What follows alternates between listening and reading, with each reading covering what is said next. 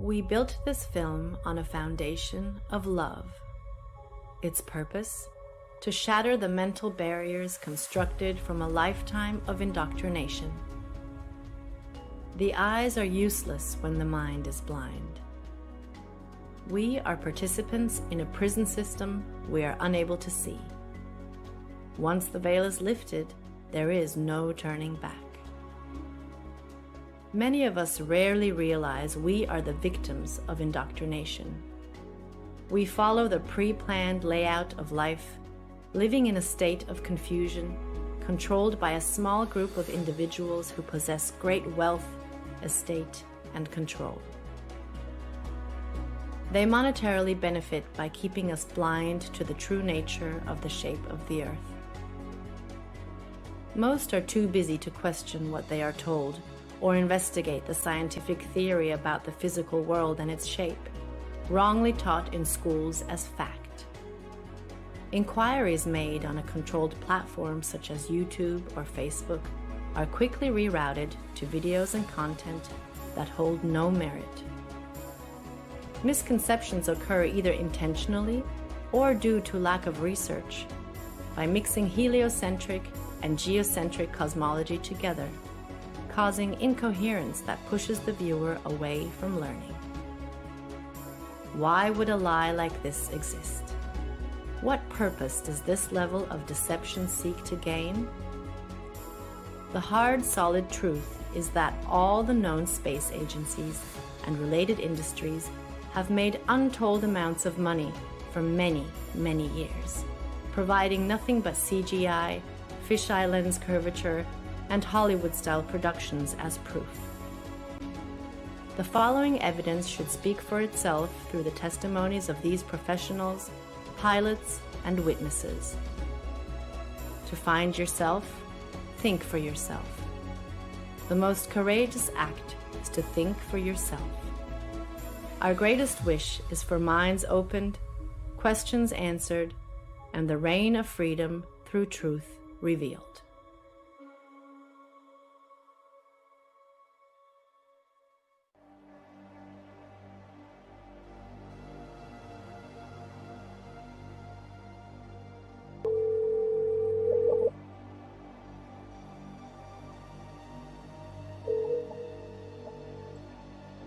Good afternoon. Hey John, how are you? Pretty good, sir. How's everything there? Everything's good, can't complain. It's kind of windy out. Looks like it's gonna rain. But anyhow, I've been getting hit with these, questions regarding the flat earth. Trying to get information out of me, and I'm not too familiar with the subject. Can you help me out? Yes, sir. Copy that. I'll give you a couple of relatively quick examples that you can also research and elaborate as well.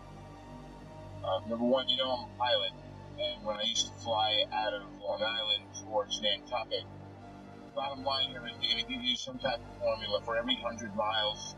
They're going to give you some type of XYZ per kilometer squared.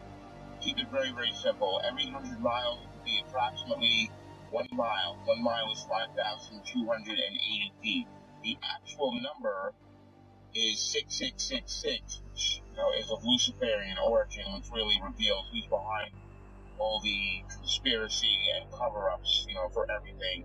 But the bottom line here is a very simple formula is for every 100 miles, you have 5,280 feet, which is 1 mile of curvature.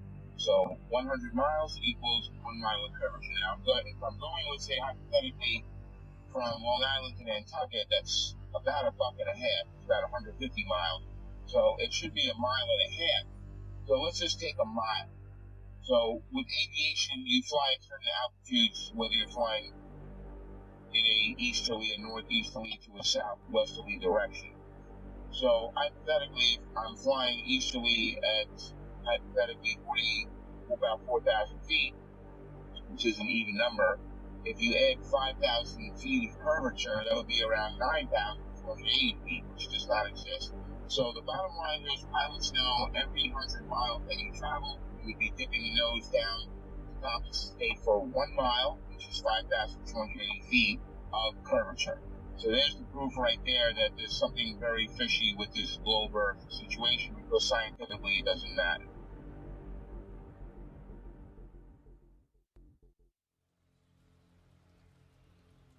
My name is Joshua Silva. I am a licensed commercial pilot and flight instructor. I have had a lifelong love of aviation and aerospace, and when growing up I even fancied myself an amateur astronomer. I would drag my family and friends, anybody I could, to every air show I could possibly find in Northern California. I was the only kid you knew, or anybody knew, that knew the various components on aircraft, spacecraft by heart. I absolutely loved anything to do with flying or space. But my love of aviation and aerospace never stopped. I continued studying, had an entire library full of aviation books of various military and civilian aircraft, military history, every aviation campaign and theater in almost any war. I studied religiously, and it was just out of pure passion. Later in life, many years later, I decided to become a pilot. As strange as it may sound, it hadn't occurred to me to become a pilot up to that point. I just simply loved aviation and aerospace, but I decided to become a pilot, and I began attending a prestigious flight academy in the Midwest and attending university at the same time, and to gain a degree in aeronautics and aerospace. Shortly thereafter, I began flying twin turboprop aircraft out of Northern California for several nonprofit organizations, and years after that I found myself flight instructing for various small flight schools, both in California and in Arizona, and then on to large academies that trained for the airlines and even some military flights. Shortly thereafter, I began flying regional business jets, and that's when the story of me finding the topic of flat Earth started.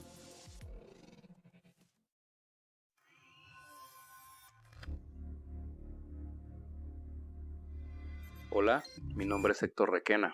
Soy terraplanista desde el 2016. Este tema lo descubrí accidentalmente, me agradó mucho y desde ahí lo empecé a investigar. Desde ahí me di cuenta de lo que está pasando en el mundo.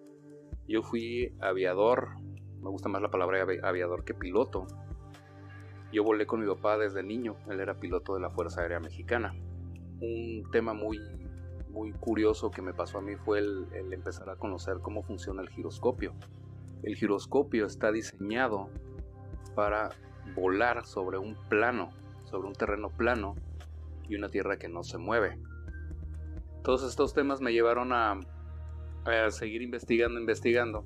Estamos tratando de invitar a la gente a que no se cierre de mente a estos temas, ya que si no nos damos cuenta de lo que está pasando ahorita es por lo mismo, porque la gente está cerrada, se cierra a pensar fuera de la caja.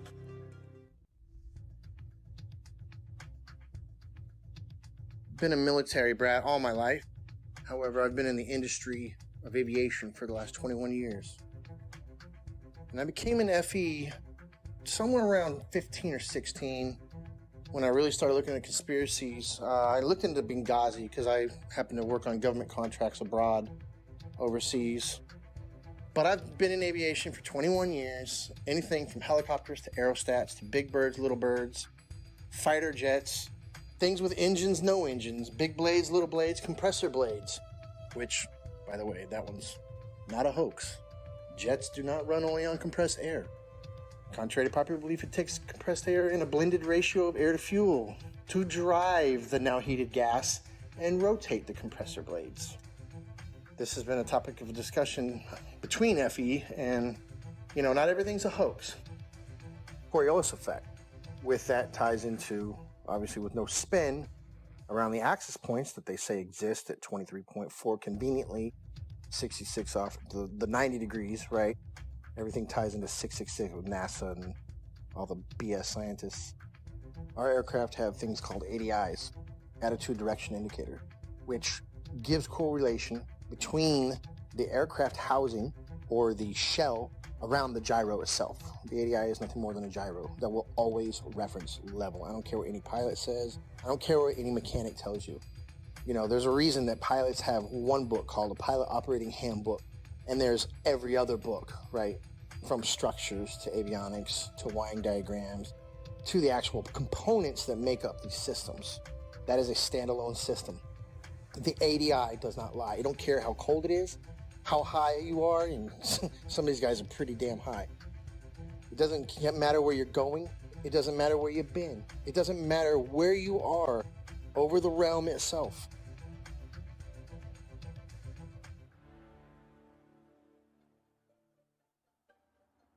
I woke up to the truth of the flat earth, shape of the earth, as an engineer and a pilot. So I've studied engineering, physics, 3 different ways: basic physics, electric physics, and construction physics. And also as a pilot, as a rotary wing pilot, that is helicopter pilot, I studied aeronautical physics as well. So I can cover and discuss just about any factor of flat earth.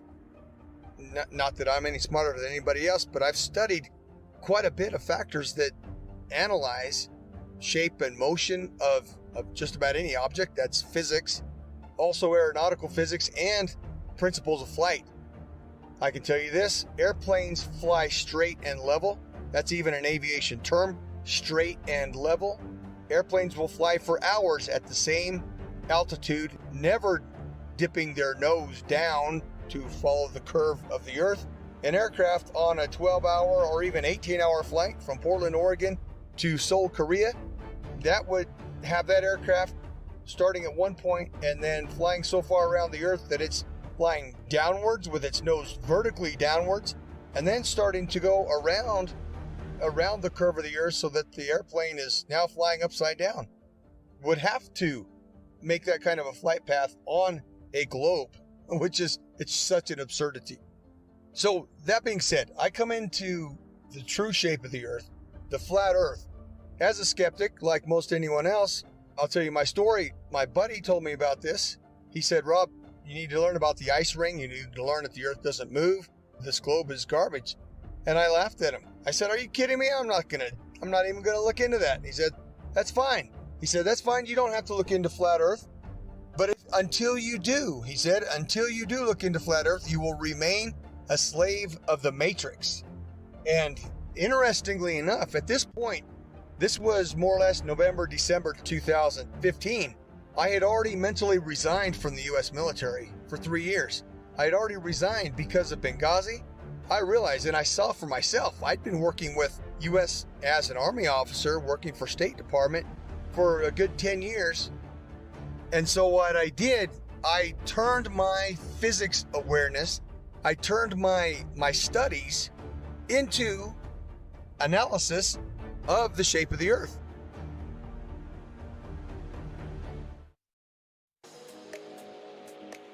I have a bachelor's degree in English and International Business and a master's degree in Emergency Management. Emergency management is an area of study that deals with lessening the effects of a natural or man-made disaster. Areas I had to study related to emergency management were meteorology, geology, geography, hydrology, and oceanography. You have to know well how Earth works in order to prevent or lessen the consequences of a natural disaster. In 2019, I wrote the book called 16 Emergency Landings Proving Flat Earth. Not many people know that when I was younger, I worked for an international airline. I worked at the International Cargo and Logistics Division of the company at São Paulo International Airport. I had to know all international routes in order to provide our clients the precise information about import and exports, as well as the logistics of transporting cargo internationally. Our company transported from a simple parcel package to cars and helicopters to anywhere in the world. Having access to all areas of the airport in 1988, the Brazilian soccer team was about to board their flight towards Australia to take part of the bicentennial Soccer Cup in Australia. It was a tournament to celebrate Australia's 200th birthday. 2 South American teams were invited to take part of this tournament, Brazil and Argentina. At that time, we had access to several maps, all based on the Globe Earth model. The Brazilian squad left to Australia with natural conclusions that this charter flight was going to Australia over the Pacific Ocean, as the global model suggests. Perhaps stop in Santiago, Chile, and then head to Australia. To my surprise, the flight went to Los Angeles. For several days, I could not comprehend the reason why that flight went to Los Angeles in North America to then go towards Australia in the Southern Hemisphere. This thing kept alive in the back of our mind for all these years.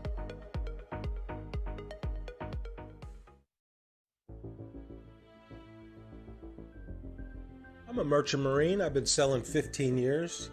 I graduated from the Paul Hall Maritime Center out of Piney Point, Maryland. I primarily sell on container ships, tankers, drill ships, military cargo vessels, you name it, I can sell on it. I sell in the capacity of bosun. My whole title is AB Unlimited. That primarily sell deep sea and coastal, meaning up and down the coast, west coast, east coast, and deep sea is out deep sea across to other continents. What led me to the flat earth was actually my sister. We've always been into the conspiracies and the 9/11 and Sandy Hook and all that stuff. And one day she said, hey, you want to see a conspiracy, you should look into the flat earth. And I looked at her and laughed because I had seen the videos come up in the feed and they showed that disc thing in the space and I laughed at it and whatever. And she showed it to me and I laughed at her. And I went and pulled out my phone and I looked up a video. You can look it up. It's called Dragon Link FPV to Space.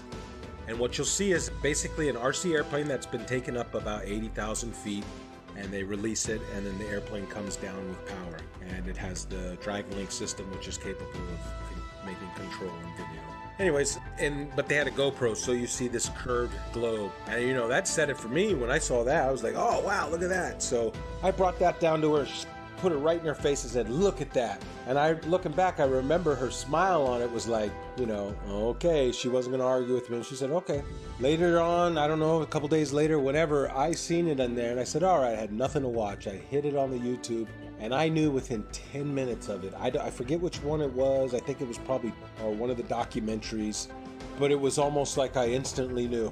And then what happened was a lot of the proofs that I had were before I was a flat earther, such as seeing contacts at 30 miles out with the naked eye on the horizon, which is impossible on the globe model. So much so, it was me, the third officer, and the lookout. We were standing our watch, and I believe we were in the Mediterranean Sea. Look out, look and watch. I say, okay, we got a contact out there. We look, and we try and get it on the radar. We get it at 30 miles out. When the chief mate came up, we had told him, hey mate, we got a contact earlier 30 miles out. He said, bull crap, I don't believe you. And we all looked at each other and shook our heads and said, yeah, they got it. He stormed off the bridge, ran down, came back up. He had the Bowditch, which is a thick green book that's everything you ever need to know about being on the ocean, sailing, navigation, everything. And he comes up and he says, the math doesn't lie. And he slams down this piece of paper and he says, our bridge height is at 100 feet versus how far? 30 miles. It should have been behind like 600 foot of curve. I remember 600 something foot. And he had all the mathematical, of course I didn't know, okay, that's good. All right, he must know what he's talking about. But we're looking like, well, I don't know. We got it on the radar. Then the radar must not know what it's doing.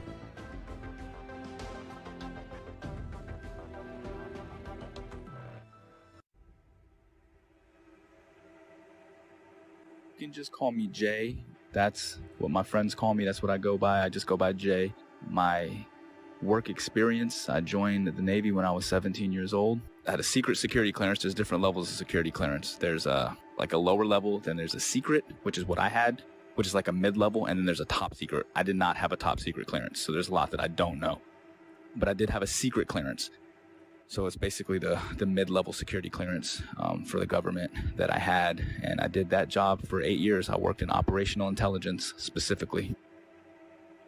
The radar navigation, there's a limited scope of what we're able to see. Now, granted, this is 15 or 20 years ago. what I mean by that is, with it being 15 or 20 years ago, the technology nowadays on the new warships, I would imagine, are just off the charts advanced compared to what we had, 20 years ago in the early 2000s when I was doing deployments for the Navy. We're looking at the scope of the radar. Now, this is just going off of the actual screen that we can see. Now, there's 3 different screens. There's the basic radar screen where we have this limited scope where it only goes out like 25 miles, right? Then there's this other bigger screen, and I forgot the name of it, but it goes onto this huge projection in the Combat Information Center. Basically is where all of the information is housed. And on this huge screen, we can actually zoom out and see a significant portion of our area of responsibility. I can't say the exact number. Again, a lot of this is classified. Basically, when we zoom out onto this large projectile screen, it goes in and out, right? So the reason why we're able to zoom in and then pull back out is just for accuracy. So if we're looking at something that could just be like a buoy in the water, right? Just one of the little tiny buoys that the ships can use as kind of placements to track where they're going, that can be mistaken for an actual small watercraft. So we have to be able to differentiate between that and some of the ships that we're looking for, because some of the deployments we're out there looking for drug ships, we're looking for other types of ships, submarines, basically just to keep a track of everything. That's basically what the Navy and Coast Guard do. They want to make sure that they know what's going on in the seas, and that's kind of the way the United States Navy operates. They're basically dictating what happens in international waters.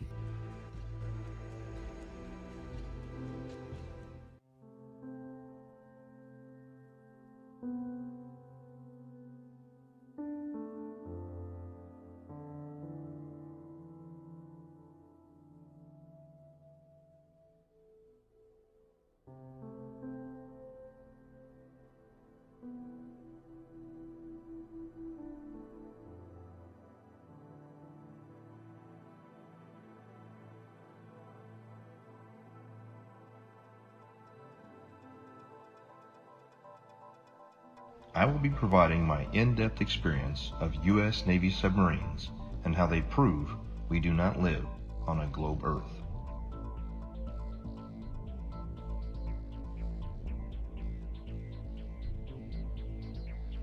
However, due to the nature of my job and the security clearance that I hold, I wish to remain anonymous.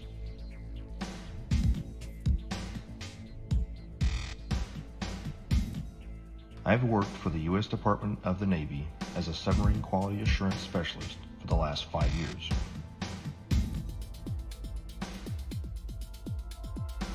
My job is to ensure that each submarine is built properly, safely, and to the engineer's plan.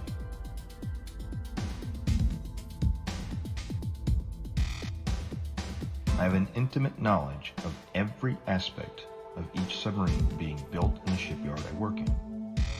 Now that you've heard a little bit of my background, let me explain how I arrived at the crazy notion that the Earth is visibly and observably flat. I have always questioned the reality around me since I was little.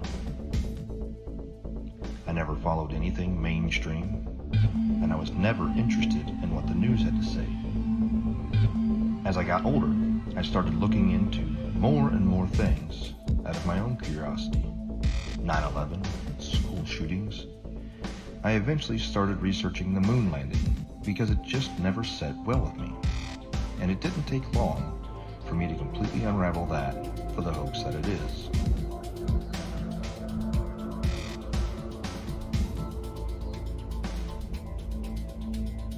After that, I was starting to realize that we have been lied to on so many levels. What else could there possibly be? Then I saw a video about the flat Earth pop up on my YouTube recommendations.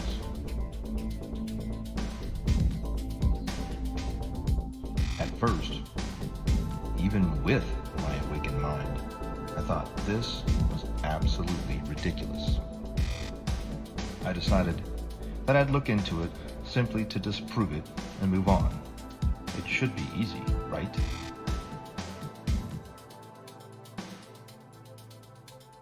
That was over 6 years ago, and I still can't disprove the flat Earth. In fact, the more I research it, the more it reveals. This leads me into my submarine experience. looking back on everything I had accomplished while on active duty with eyes to see, has only served to solidify my stance that we live on a flat and motionless plane.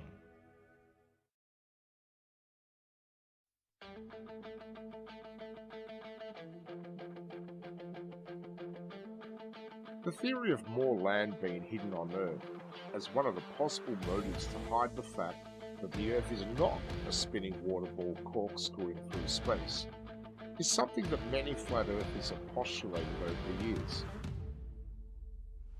And I just couldn't shake the concept from my mind where, just like Rear Admiral Richard Byrd suggested during his Antarctic expedition, Operation High Jump, that there is undiscovered land on Earth, and that possibility spawned an idea to write The Elusive Curve, a modern-day quest to discover another world. The Elusive Curve is a fictional novel created to convey a very non-fictional message, that the Earth is a flat, motionless, level plane devoid of any curvature. When Max Carter discovers irrefutable proof of the true shape of the Earth, the course of his life drastically changes, and he becomes a man obsessed, convinced that there is more land being hidden beyond Antarctica, and that he is going to reach it. The Elusive Curve debunks typical globe Earth claims, including ships disappearing over the horizon due to the curve of the Earth, the Foucault's pendulum, and the Coriolis effect, whilst presenting flat Earth proofs like visual perspective, level water over vast distances, and long-distance photography, all within the context of Max's varied and colourful relationships.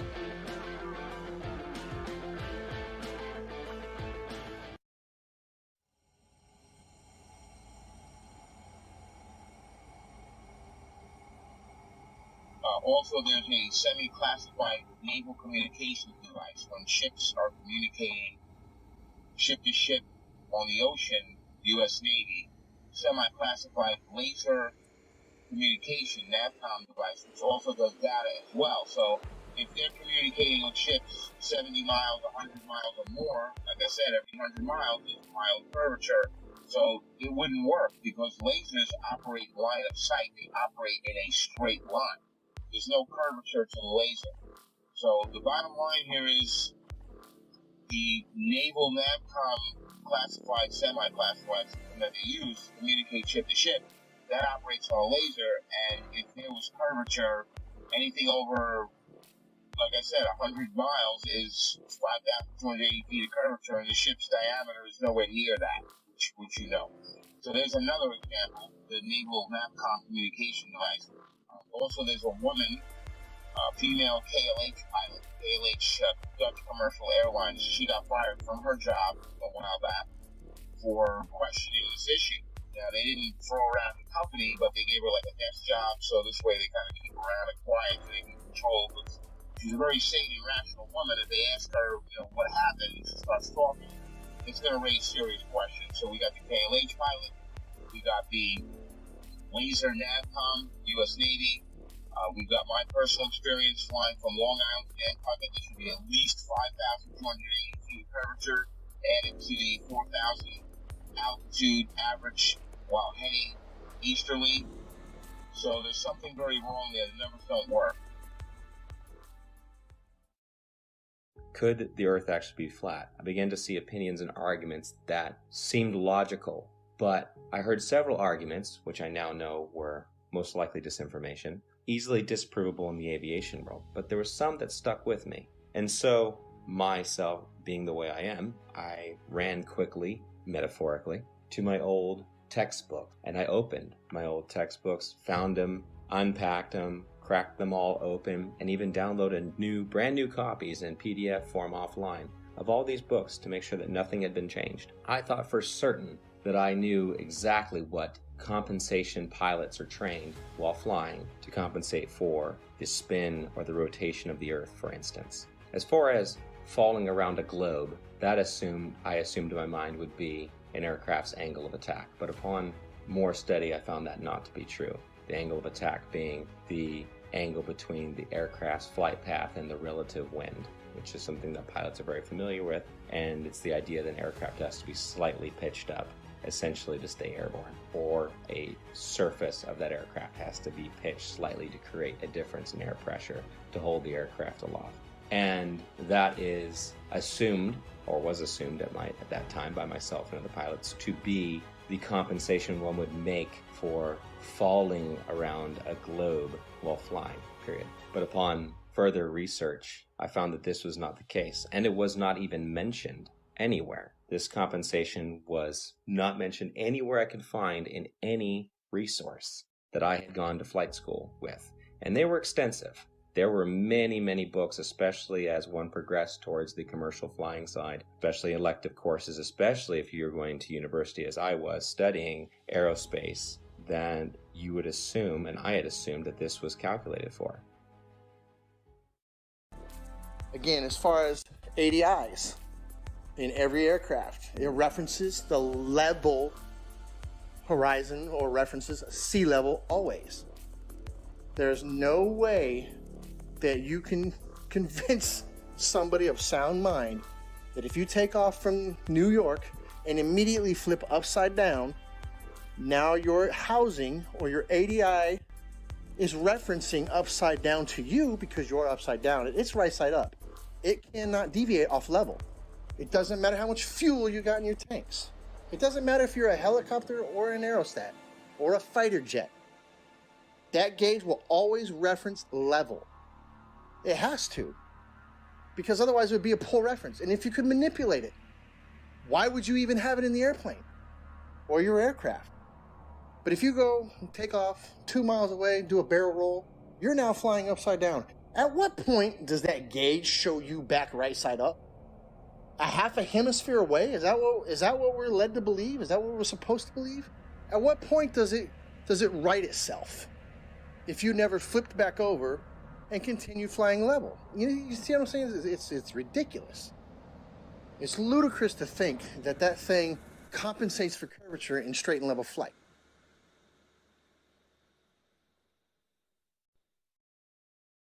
The big one that is oftentimes quoted is compensation for Coriolis effect while flying. And this is something I'd even taught my students about, and it's always assumed to be correct. We just assume.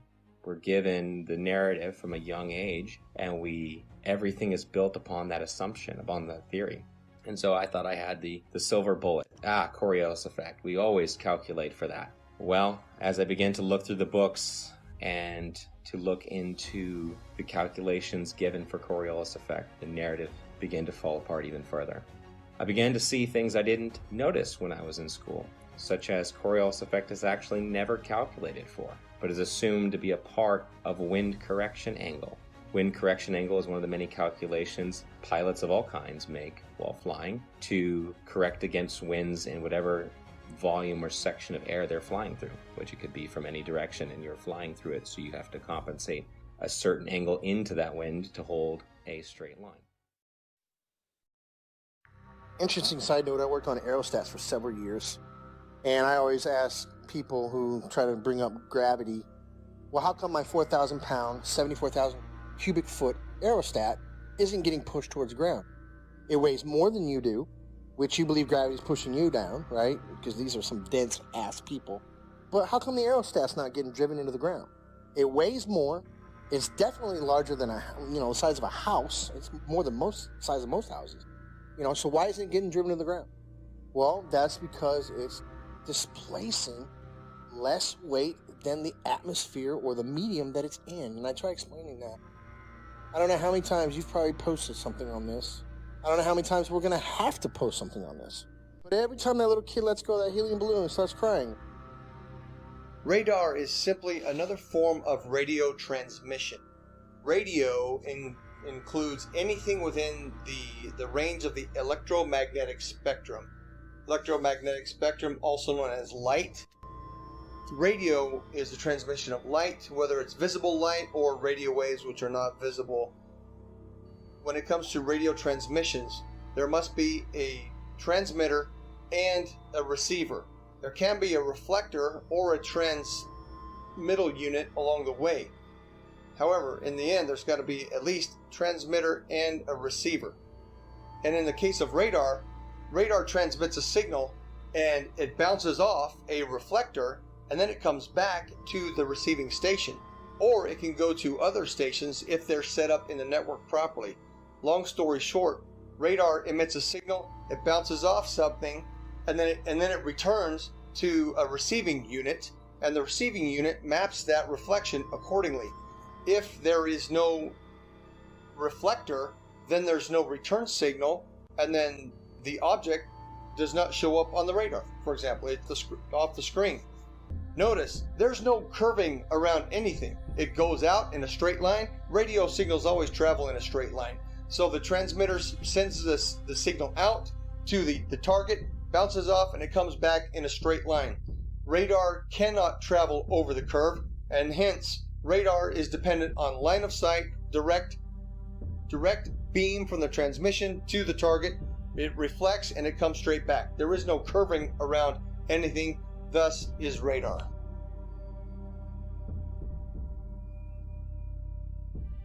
Also radar works in straight lines. The radar is incapable of curving around a curve, picking up and bouncing back the reflection of what it's picking up. So if you can imagine a ship on the other side of the curve, we'll say 30 miles, 40 miles out, it sends out the radar beam.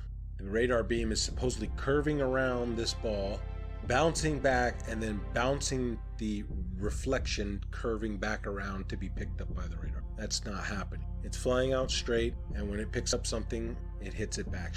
It's not going around any curve. That's plain and simple. That can be looked up on your YouTube and see how radar waves work. They don't go around the curve.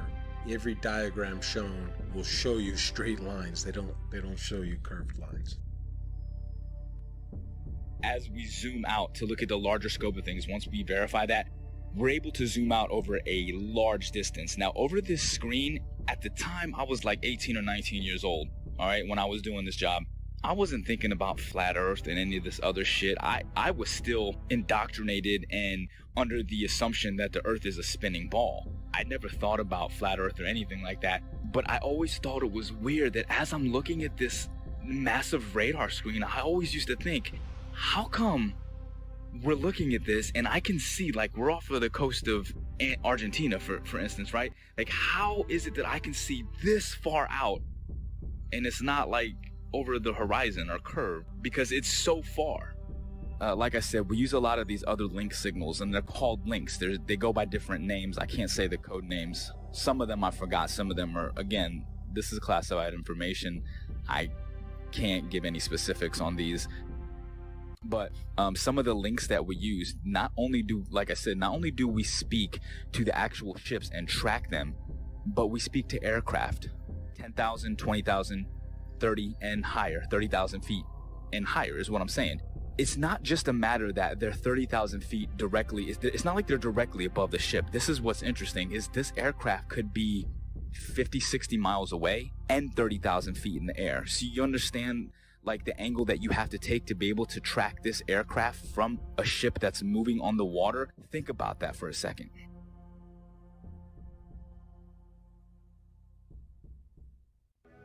I served on board of a United States 688I fast attack nuclear submarine, and I can personally attest that we never constantly angled down during our submarine deployments. One of our longest transits went from the Gulf of Oman around the southern tip of Africa and back to Connecticut.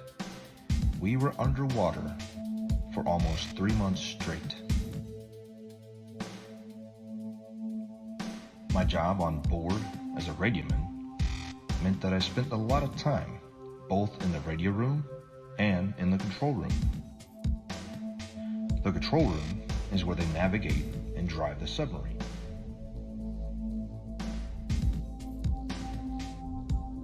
I never once, in my 5 years active duty, heard the officer of the deck or the diving officer give the order to consistently change the angle of the submarine to compensate for the curvature of the Earth. The primary task of the diving officer and the helms and plainsman is to maintain the submarine as level as possible while in transit. If the Earth had any measurable curvature, I am certain we would not have been able to make this incredibly long transit without accounting for it.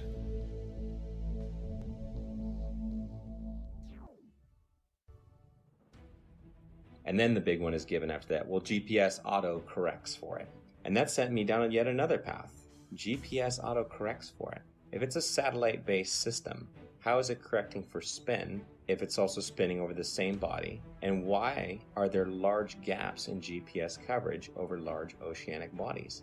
Do they just turn them off? It's just not worthwhile? There have been enough aviation accidents at sea, very far from shore, that would say otherwise. And if you gave the American taxpayers, the ones funding these satellites that are supposed to track aircraft, the information that, well, we're just shutting them off because it's not worthwhile, those 3 or 4 jets full of hundreds of passengers just have to use other navigation methods such as dead reckoning, which is basically using a stopwatch and guessing to the next checkpoint, essentially.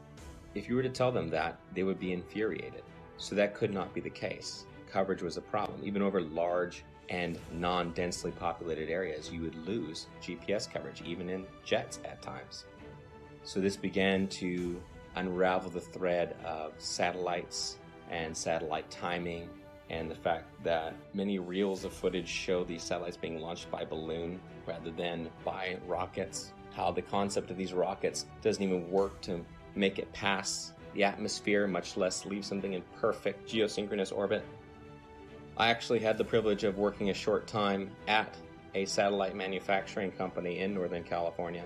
Got to see the assembly and participate in the assembly of satellites, space-based satellites, or so they were said. There would be small bottles encased in these structures that were encased by another structure. The small bottles were the fuel cells. These fuel cells were incredibly small, smaller than a diver's tank in most cases, much smaller. And this was supposed to be all the fuel that the craft needed to run and operate, as most are not actually electric, they're becoming electric now, and sustain itself in a perfect orbit by just small bursts from its engine or its propulsion system.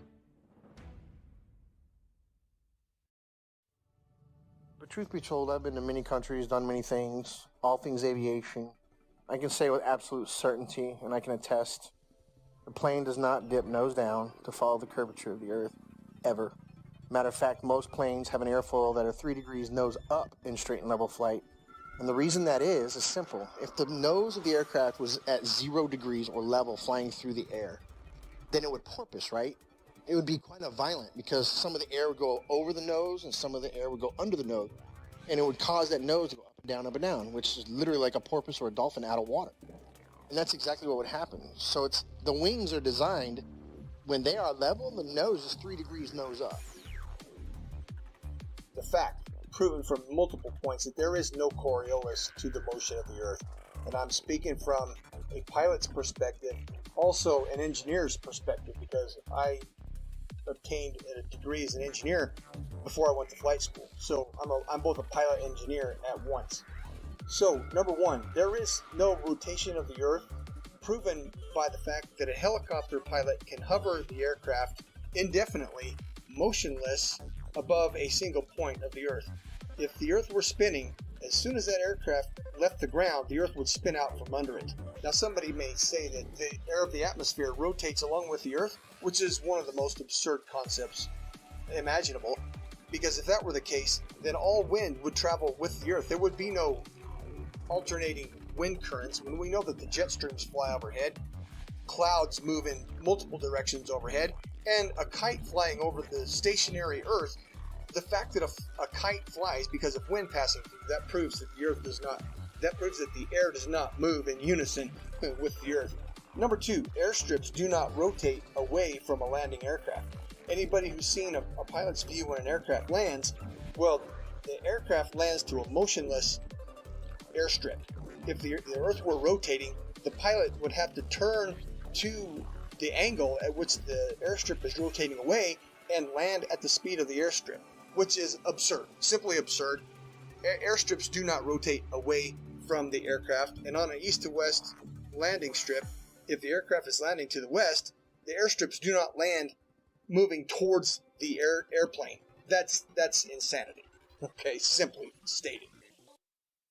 If the Earth was a spinning ball, it is virtually impossible for a ship to be moving at 25 to 30 knots on this curved spinning ball while tracking an aircraft that's probably going 300 miles per hour, 50 to 100 miles away. Really, I mean, these like P-3 aircrafts were pretty far and 20,000 feet in the air. It's just virtually impossible. It doesn't make sense. Again, at the time, I wasn't thinking like this, but looking back on the information that I had, I'm like, yeah, there's no way. There's no way that was done on a curved Earth. Literally, the only way that could work is if we are on a flat, stationary plane.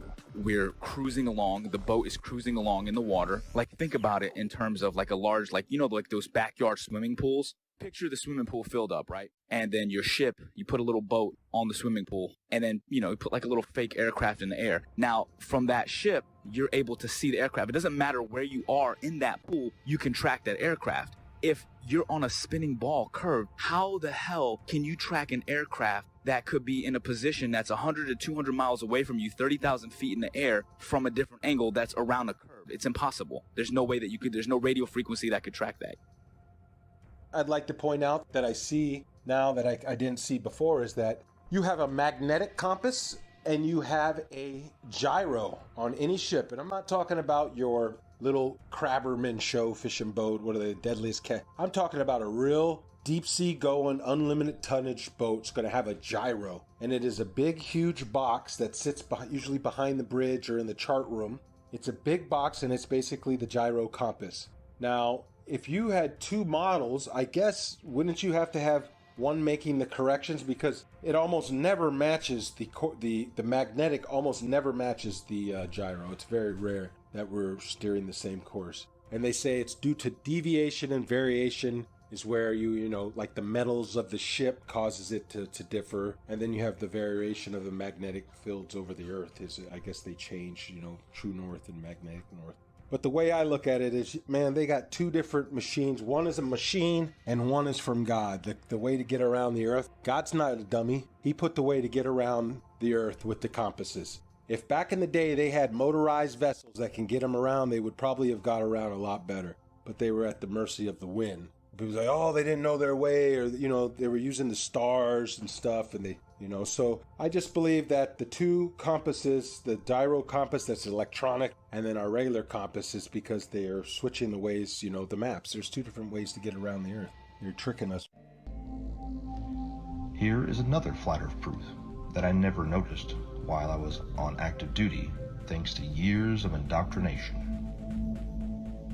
Periscope observations. When the submarine is at periscope depth and the observer is looking for ships on the horizon, they will start to see masts at about 8 to 9 miles, depending on atmospheric occlusion and sea state.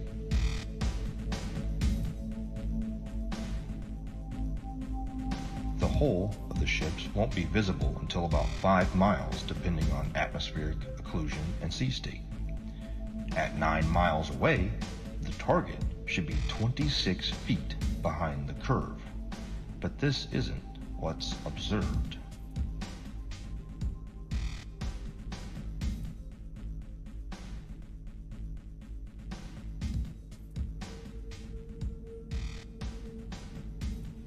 My final flat Earth point on submarines is with regard to the AN/WSN TAC-7 ring laser gyro that is used on board of U.S. Navy submarines.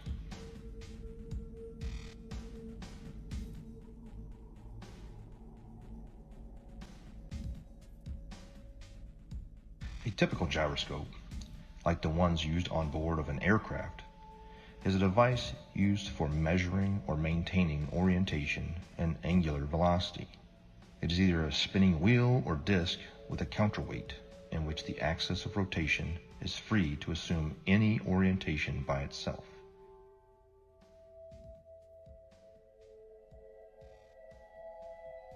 When rotating, the orientation of this axis is unaffected by tilting or rotation of the mounting, according to the conservation of angular momentum.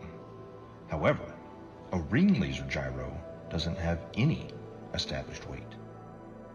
They use light as a point of reference. It spins up a disk that shoots out lasers, and it has a digital encoder that deciphers where the laser strikes inside of the gimbal system. No make-believe gravity required. Let's just say we're like 30 miles away. These missiles can shoot much further than that. I can't give you the exact number, but say we're 30 miles away, okay? 30 miles is far. So from our ship, we can track on our little, we have like a missile projectile. It's like a radar, but it's a little bit different. It's specifically designed to track the missiles. You actually input the coordinates, latitude and longitude of where you want the missile to strike. Really, really high precision accuracy. Really accurate. We hit that launch and the missile, and it will hit that target 30 miles away, even longer than that. Now, here's the thing. Again, that's not possible on a curved Earth. These missiles are huge, 50 caliber project that are carrying massive amounts of explosives in them, okay? Each one of these missiles are probably worth hundreds of thousands of dollars. So whenever you're lining up these missiles to shoot at targets that are 30 plus miles away, if the Earth is spinning. Again, now think about this. We're not sitting like on land holding a gun, all right? So picture this. We're on a ship, like actually in the middle of the water, okay? And the missile is shooting off of the bow of the ship. So if the world is a spinning ball and we're on this curved Earth with water and we're spinning 600 miles per hour through infinite space, I'm pretty sure that it would be physically like it wouldn't even make any kind of sense on a physics type level to be able to shoot a missile from a spot in the water on a spinning ball to pinpoint accurately hit another spot. And at night, we were going on one ship, on a military ship, and this is with night vision goggles, 50 miles, and these guys were on the bow. They were not even on the bridge where you'd be 100 foot up. They were on the bow, which is barely probably 40 feet off the water's edge. So these guys, and they have the latest state-of-the-art. This was in 2015. They had state-of-the-art, what do they call them, night vision goggles. So these things are capable of seeing that far if we live on a plane. You can't deny it. It was so obvious, but not to everyone else. I guess the programming's harder than other people, so they don't want to hear it. But over the years, I have learned the model. I know the model like the back of my hand. I can show proofs. I have ammo now. So when I go out there and I tell somebody, hey, that's impossible, and I'm talking to a third mate or a second mate who's an officer who went to college, meaning they paid for their education. Because when you pay for your education and you're making a handsome salary on it, you can't be wrong. How could I be wrong? I'm making a salary, they're paying me, I paid for this career, everything's working great in my life. You are obviously wrong. All the math works. So with that, it's hard. But when you stump them and you start showing them stuff, it's hard for them to say. And then they start saying stuff like, oh, well, what does it matter anyways? I don't care. And there is the 8 inches per mile squared. But you guys can't look at it three-dimensionally. It is two-dimensional. It is the amount of deviation that's required for you to come back inward. If you are walking east from north, meaning you are going around north equidistantly, and you walked in a straight line east 1 mile, you're going to have to deviate 8 inches back to the left to get back on the equator, right? Look at it on the flat Earth map, and clearly it makes sense. If you walked 1 mile in a straight line east, you have to deviate 8 inches after each mile to stay on the equator. The 8 inches per mile squared is a real measurement, if in fact we consider the equator to be a real place, a real location, ever, always.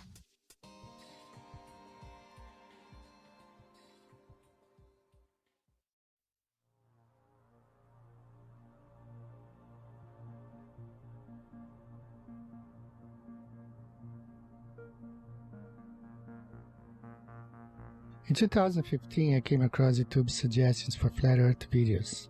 My first reaction was to laugh off. After seeing Flat Earth videos in one of my favorite channels, I decided to watch one. When I came across a Flat Earth map, which I had never seen before, it immediately sparked me to look at that flight route Rio-Los Angeles, Sydney. And I could then understand why the Brazilian soccer team went to Los Angeles and then to Australia for the tournament. The Earth is flat, no doubt about it. The following weeks and days were followed by more research and disbelief. I had been a NASA fanboy my whole life, paying 2 visits to NASA's Johnson Space Center in Huntsville, Alabama, besides spending so much money in science and science fiction related documentaries, movies, merchandise, etc. What a waste of time. I also tell mates about they lay down and we use all our charting is done on flat maps, straight lines. They never draw a curved line. Every line is straight. Straight lines, everywhere we go on a flat map. And I try to point it out to them. And what they tell me is, Mr. Marcator has put all that in there for you. It's all equated in there for you. You don't have to worry about it. All the curvature calculations for it and everything's figured right into the map. So the straight lines and everything are actually bending somehow. I don't know. So these are just the proofs that I see. Along with, you can see the corpuscular rays are much betterly observed out at sea because it's nothing, it's like a desert. And so you can see the sun like a flashlight just shining down in a cone everywhere. If there's a little bit of where clouds are right, it looks like a cone. And I point it out all the time to these guys. And I get them thinking, but the programming goes hard on people. And if you're not ready to wake up, well, you're not ready to wake up. You'll just have 1 foot in, 1 foot out. You'll be back in the illusion before you know it. The narrative began to fall apart. I would continue studying and finding that what I fear to be true is reality. That we have been lied to about just about everything. Upon researching military history and then military training and speaking with military gunners in both the Army and the Marine Corps that I know personally, I would ask them about Coriolis effect. And it was always assumed that we compensate for the Earth being, a curve, that it would drop. We calculate for the Earth curvature. But even upon asking and having them look into their materials further and my own personal study, again, it found to be an assumed truth with no actual basis in reality.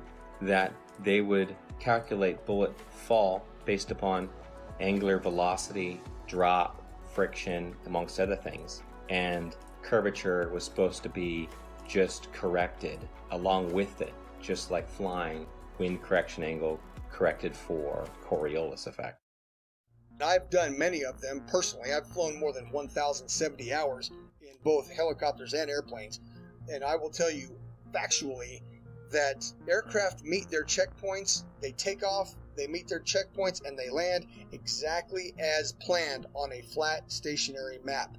No pilot, I say again, no pilot has ever accommodated for the rotation of the Earth when planning flights and takeoff to checkpoints along the way, and then landing. Pilots can plan so well that they can take off and land hundreds of miles away down to within 30 seconds of their planning because the Earth simply does not rotate. A waypoint would be like this. Like, let's say we're out in the middle of the water and we want to hit a target that's like directly to our west, 15 miles away. But that target is able to track our missile coming at them. We don't want that target to know where the missile's coming from, so we can put in waypoint. And a waypoint would be like putting a point out like 20 miles east, and then another point like 15 miles north, and then another point like 10 miles south of that, and then put in our target. You see what I'm saying? So the missile doesn't go directly from the ship to the target. The missile will actually fly to the latitude and longitude of the waypoints that are put in, and then it will curve from there, and it will hit all the waypoints and then attack the target. How is that possible on a spinning Earth? If the Earth is moving at 600 something miles per hour, or whatever they say it is, there's no way that missile could stay. There's no way that missile would be able to keep track. Do you understand what I'm saying? At least that's how I'm looking at it. It may be a little bit harder to visualize if you actually weren't seeing it the way that I would see it, or there, or understanding and putting in the coordinates, or seeing how this actually worked out. But I'm telling you, like, from my perspective, that is one of the things that makes it virtually impossible to accept the globe as this, well, It's a fake lie. It's a theory. It's garbage is what it is. So y'all think the Earth is a ball. Y'all think it's spinning through outer space. And I bet you believe in little green aliens. Well, actually, the Earth is flat. Here I'll give you facts, all the math, science, and all of that. Whatever you need to believe. Come on, can't you see that a submarine couldn't use a periscope, nor a plane use a gyroscope? But Huey doesn't adjust for the Coriolis or sniper looking down the scope. This is all hard to take in and hard to cope, but I hope that I've given enough rope to explore the rabbit hole that our Earth is not a ball and it's not spinning through outer space. If someone wants to prove me wrong, please give me a name and we can debate it all day, anytime, and with real test measurements and evidence. Stop lying to the world's nations. We have real science to back our observations. Don't believe in the indoctrination of the people, cause they don't want you to believe that the Earth is level. Don't believe in the indoctrination of the people, cause they don't want you to believe that the Earth is level. Dig deeper, be a rebel, then dig deeper than a shovel. Keep your mind level, it's lighten the curve and lighten the herd. Give the truth what it deserves, tell about what we actually observe. Like a boat going out of sight, if you get your zoom and focus right, it'll come back into light. Just use a laser beam and you will see that water never bends but always finds a flat resting position. 71% water can't make up a ball or a pair. So let me make this clear and get it into your ear. You're in great fear of stepping out of the box. They're keeping food stamps in our socks. They are the slyest of the fox in a controlled delusion of evolution. That's nothing made everything and no proof of creation in this pseudoscience indoctrination. No meaningful salvation, but let's believe in gravity with no proof of how it picks and chooses what can rise and what can fall on this crazy thing we call a spinning ball. Don't believe the indoctrination of the people. They don't want you to believe the Earth is level. Don't believe the indoctrination of the people. They don't want you to believe the Earth is level. Let me give you something else to measure. Don't worry, it's my pleasure. If you want a vacuum or pressure, you must have a container, and that's a no-brainer. But since we believe the universe is on a roller coaster ride, even when Polaris is in the same place every night and has been for thousands of years, has the heavens work like gears, telling us time and the years like a big machine. The heliocentric model is just a drink backed by money and based on influence theories, never providing hard evidence except for CGI and camera trickery of my natural senses in our school systems. But flat Earth brings meaning to your existence like a period at the end of a sentence. Don't believe in the indoctrination of people. They don't want you to believe that the Earth is level.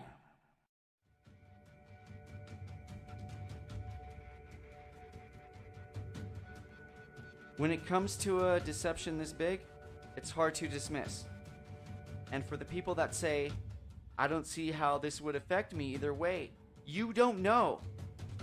It's like telling me about Argentina when you've never been there. Or it's like telling me about owning a Corvette when you've never driven one. You haven't experienced it. And if you have been through the Flat Earth Awakening, you know how it would affect you. This quite possibly may be the biggest awakening of mankind. Think about it.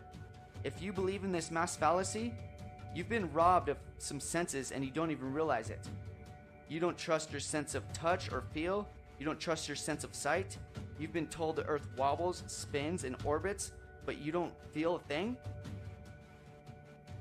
You've been told that sunsets can't exist on a flat and stationary plane, but you don't understand the vanishing point of the law of perspective? After it's possible to understand and decode a mass deception, it becomes a lot easier to understand other lies. It opens your eyes and raises your discernment. So when it comes to lies like JFK, the moon landing, chemtrails, fluoridation, 9/11, etc., this is one of the most important factors of life I've ever been awakened up to. If it's possible to open your mind to this, your receptors will connect so much faster and stronger than you've ever experienced in your life. Understanding the ground you walk on every day and the luminaries that go over your head every day, which I still don't understand all of its entirety, can change your life forever.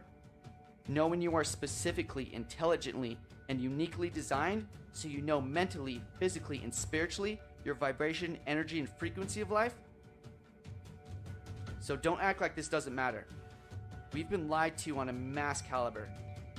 We can prove we live on a flat and stationary plane with observable, repeatable, testable experiments with data, hypothesis, and conclusions without depending on blind faith, indoctrinated, religious, theoretical, nihilistic, opinionated philosophies.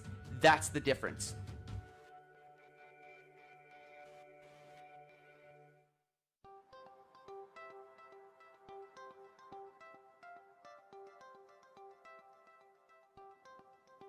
Is it possible that almost everything that we were taught from the time of our innocent adolescent time as children to the completion of our chosen path of studies in college was not only incorrect, but was part of an educational doctrine of spiritual disconnectedness from what truth is and what our reality in the world that we occupy today? What if I told you that this is but a small capsule in a puzzle that was well planned and engineered by a world control system to propagate a catalog of theoretical studies and sciences that in some cases have never been proven to this very day, nor will it ever be proven, ascertained as fact. Humanity appears to have been hoodwinked into a dumb state of who we are, where did we come from, and are we unique in God's creation concerning a geocentric world, or are we in a heliocentric world based on theoretical studies by a Jesuit astronomer named Nicholas Copernicus? He suggested this in 1543.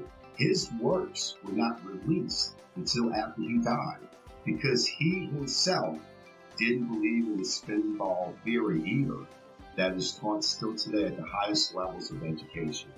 On my book, which is the variously planned agenda that has gone on for 474 years, seems to be threatened to become full disclosure of the biggest lie in the history of mankind that is kept by the world's oldest secret society called the Freemasons.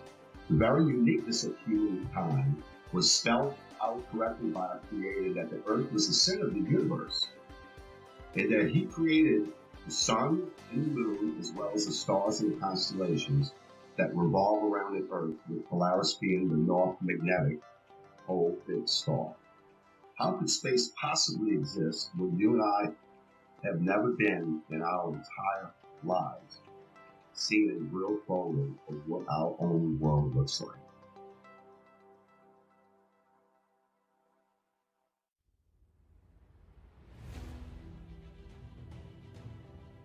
Max must constantly deal with the stigma and ridicule of being the crazy flat earther from friends and family, and bombardment of typical questions like, why would they lie?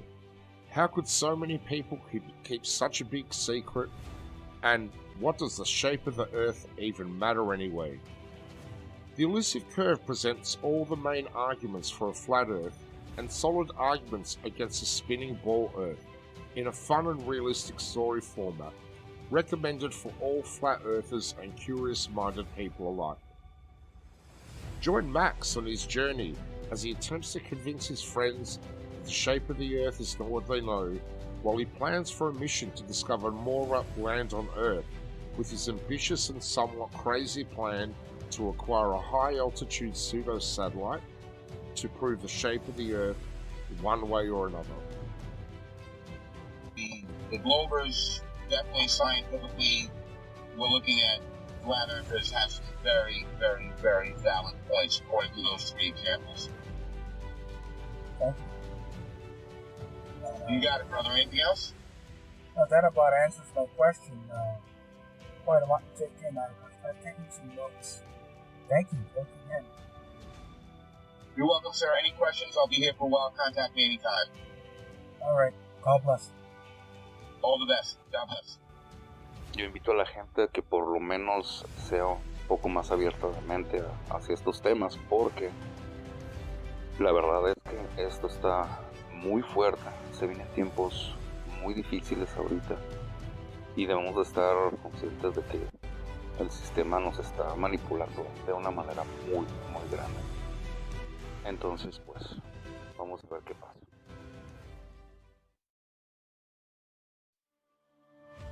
So that began my journey down the flat earth. And since that point, I've only found more and more voices, more and more educated people, educators, professionals who are beginning to shed light on this subject in ways that I can only begin to imagine. But I'll never forget the day that I realized my plane wasn't falling around a globe, that I could look out the cockpit window, 185 degrees plus field of vision at 40,000 feet, and not see one iota of drop, but nothing but a flat, beautiful, motionless plane. The assumed calculations that we made that were compensating for Earth rotation were just a part of a calculation based upon wind speed and the angle we had to hold in order to fly against that wind and go in a straight line to our destination. It's one of the most freeing truths I've ever experienced, because in some small way, the idea that these other conspiracy theories and things we've been lied to about are true. But this biggest one is the biggest truth of all. We've been lied to about everything. It means we can start over. We can start again. At this time, at this point in our history, we are uniquely positioned to make that change. And if I can make one statement to the people out there, it's simply this. That's it. That it's level. You cannot fall off the edge of an in-ground pool. It is level. Where you put your feet in the water in France, it's the same height that you're going to put your feet in New Jersey and Brazil. Do some research. This is not the only thing out there that needs to be researched, unlearned and relearned. The Department of Education, founded by Rockefeller in 1908, did a good job of proving that the mode of ignorance that he calls his education board, you are the proof it's working. The mode of ignorance widens every day. It gets bigger and bigger every day because people keep believing what they spit out. Unlearn. Thinking outside the box. The box is the cap that you got at graduation. So understand that for the first 18 years of your life, you didn't learn the truth about anything. You were simply told, and you got a reward for repeating it. Now it's time to think for yourself. It's time to do research and do your own testing. Be your own white coat. Knowing the earth is flat has placed me in sync with our Creator, His creation, our hidden past, and with the future we hope to build. A future where we should not have an organization called United Nations governing the world. When there is no globe, there should be no globalization. This is my message to all of you. Peace.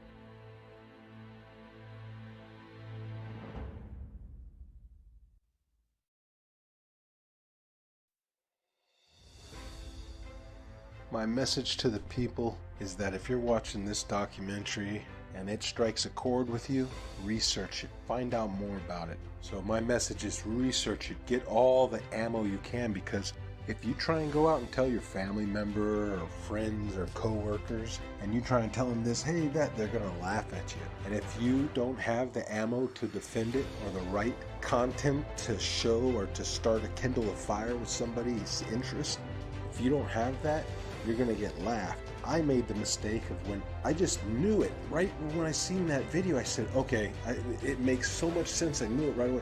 I went and tried to tell everybody before I knew. I just blurted out little proofs. Airplanes don't dip their nose, the water lies, and they'd hit me with some of that science stuff, that pseudoscience, and I couldn't defend it, and I would look like a fool. And then when I had the knowledge, it's harder to defend it because they've already don't take me serious. But now I've gained such a knowledge on it and such what you would call ammo that I could defend it in a way that you're going to get one of these reactions. well, what does it matter if it's round or flat? My life doesn't change, doesn't matter, either way. That's how you know that you're striking a chord. Their ego doesn't have anywhere else to go. So from there you can work on them. But like I said, learn the model, learn to defend the flat earth model before you tell your coworkers, loved ones, or anybody, for that matter that you don't know, because people you think that you know well are going to look at you like you're crazy. And unfortunately, that's due to the programming, and everybody believes one thing, so how dare you believe another? You got to fall in line.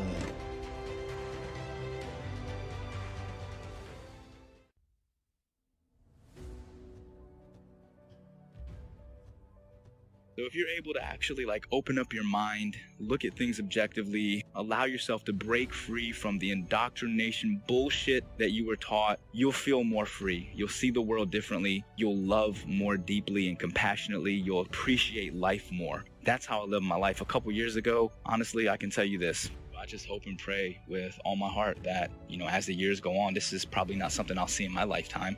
But, as my children grow older and my children's children, as the generations go on, the truth will start to emerge. And it is starting. I mean, it's incredible, that so many people are starting to really awaken. But, 10, 20, 50, 100 years from now, hopefully we can break free of the chains of indoctrination and really see the world for what it is and actually appreciate it and love the world and love each other. And I think if we all understood that there is a creator, people would be less inclined to be so abusive toward each other and the earth. So that's my big message for the people. Just think for yourself. At the end of the day, just be a good person. Don't be so quick to just believe something and stand by that belief just because it was taught to you at a young age. Question it. Make sure it makes sense.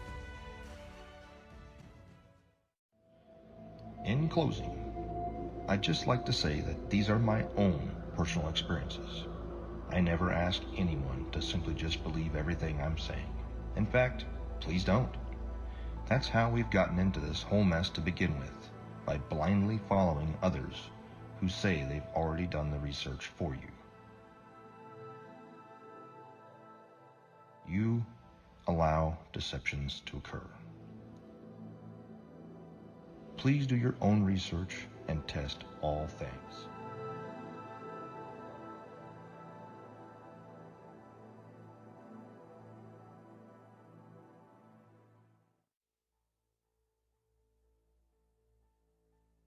All space agencies are part of the cover-up because they are also Freemasons. It is my consensus that space is fake. And NASA was set up this deception and even admit that images of Earth are composites and computer-generated images. Since 1958, NASA has literally force-fed us to and continue their trickery, sorcery, wizardry, and being only God of oneself, yet cannot get high enough altitude to provide humanity with one single photo of what the very shape of our world is. I believe strongly in the very senses that God gave all of us. And instinctively, our senses are 99% correct.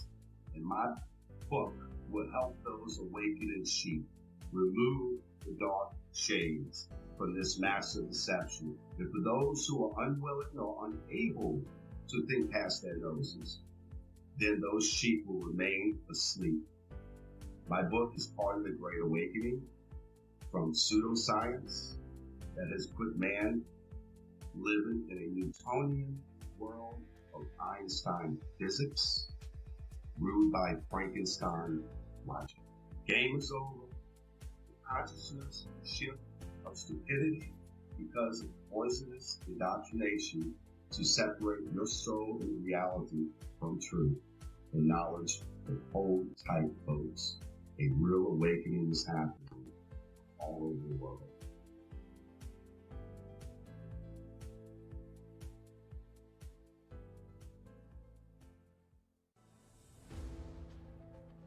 The curve of the Earth, the spinning ball, as well as evolution, dinosaurs, nuclear bombs, and everything else that they teach in the schools that's not founded on scripture. Number one, it's mathematical, geometric, geospatial, geophysical, and in all other respects, The spinning ball Earth is a scientific absurdity, provable by observation and measurement and repeatable science experiments. The spinning ball Earth does not exist. There is no curve to the Earth. There is no Coriolis. There is no such thing as a spinning ball Earth.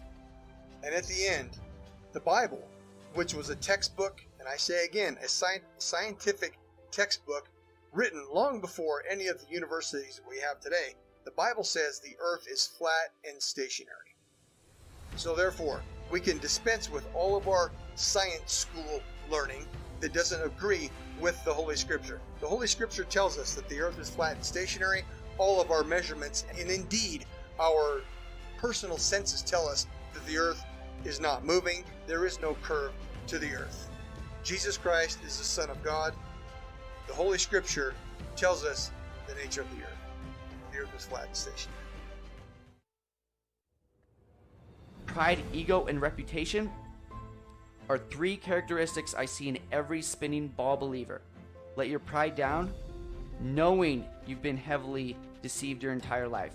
Let your ego be washed away, knowing it's possible you've been manipulated on such a scale as this. And stop caring what people think about you. I'm not saying be as external and abrasive as some of us. Just realize that yes, we are human, and we can be programmed to think certain ways, but also know we can be unplugged and become critical thinkers, observers, and researchers without being told what and how to think. From an education system that runs kindergarten curriculum all the way up to Harvard, that was bought over by the Rockefellers a long time ago. This is our time, not theirs. It's time to stand up and start acting instead of relaxing and being told how and what to think. From mainstream outlets that are owned by the Bilderberg Foundation, the Triangular Commissions, and the Council of Foreign Relations. Think for yourself and stop falling victim of popular public opinion that are owned by these anti-God secret societies. In my in particular gifted opinion, the most precious gift God gave us is free will, but it's up to us to choose what's right and what's wrong, what's light and what's dark, what's positive and what's negative, what's yin and yang, what's in motion and stationary, what's flat and what's round, what's good and what's bad. We can't tell you what to do. I can lead you to knowledge, but I can't make you think. It's your choice to take the blue pill and go back to sleep, or to take the red pill and stay awake the rest of your life, knowing you are chosen. Because many are called, but few are chosen. And I promise you, once you go flat, you do not go back. They couldn't stop this movement if they tried, because truth prevails. Rest in peace, the globe. Every truth has a specific time and moment to manifest itself. Technology being the catalyst for this truth to re-emerge and reveal itself again. And proof that it's not a myth, vanity, or a misunderstanding of our ancestors and all ancient cosmologies. The geography of Earth that is flat and also disguised in words like plains, the Great Plains, the lowlands of Europe, the flatlands, the savannas of Africa, the Amazon basin, salt flats, the mud flats, the depressions, the Arctic tundras, the tablelands of Australia, the steppe of Russia, grasslands of Argentina, the ice sheets of Antarctica, the wetlands of Florida, and the levels of England. Over these vast plains flows rivers and canals like the Nile, Amazon, Mississippi, and countless more, for thousands of miles flowing level in every direction. The oceans and seas that occupy 70% of Earth is flat and level water, but science have no way to prove that it curves or sticks to a spinning ball by a magic force called gravity. The majority of the seabeds of the seas and oceans are abyssal plains. As we say, as above, so below. The longest line of sight of observing Hudson Bay at 1800 miles and my own Himalayan ranges observations on 2 occasions of plus 2000 miles is just impossible on a globe Earth. No physicist can debunk the testimony presented here by the first category witnesses, nor the real geography, nor the longest line of sight, nor the countless researches, investigations, and evidences that prove we live on a flat and stationary plane. The one who needs to prove that it's legit or not is the globe.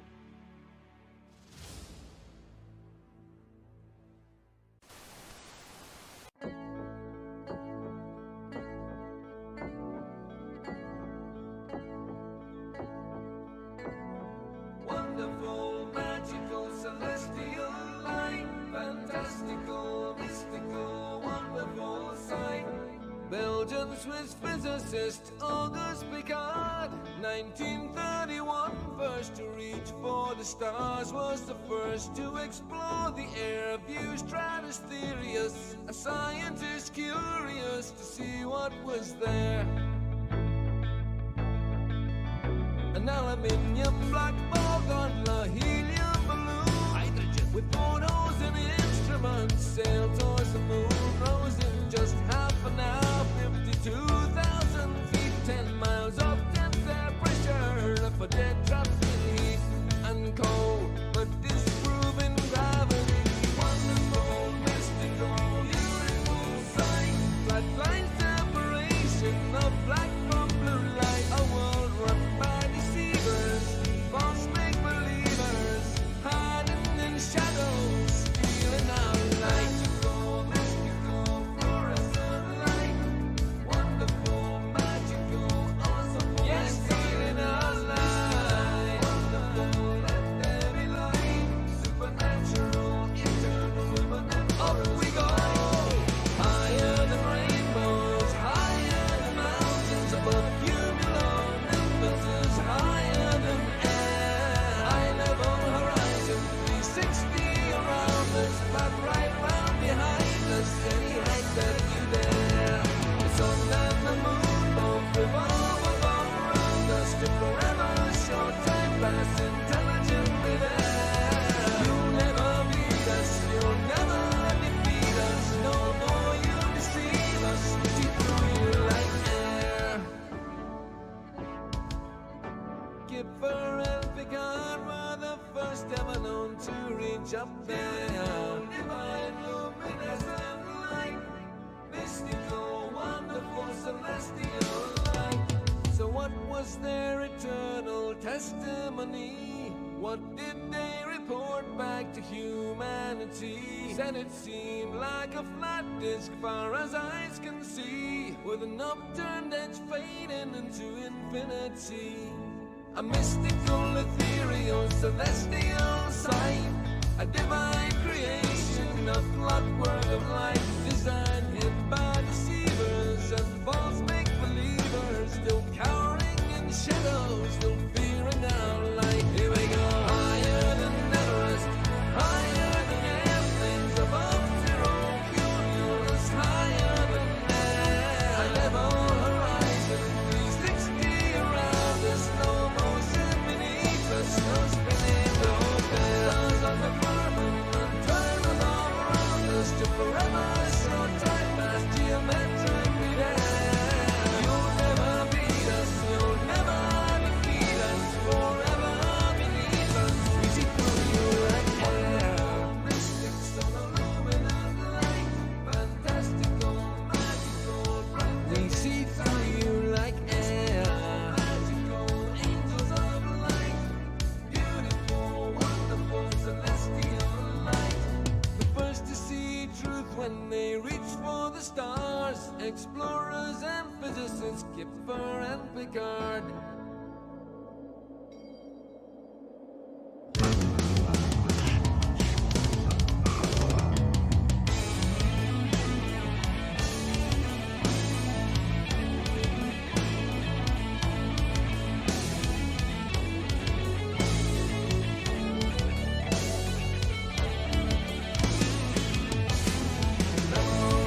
Motionless, we are.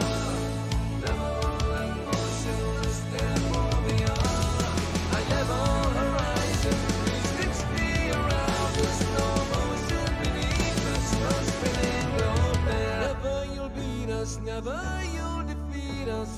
forever beneath us. We see through you like air.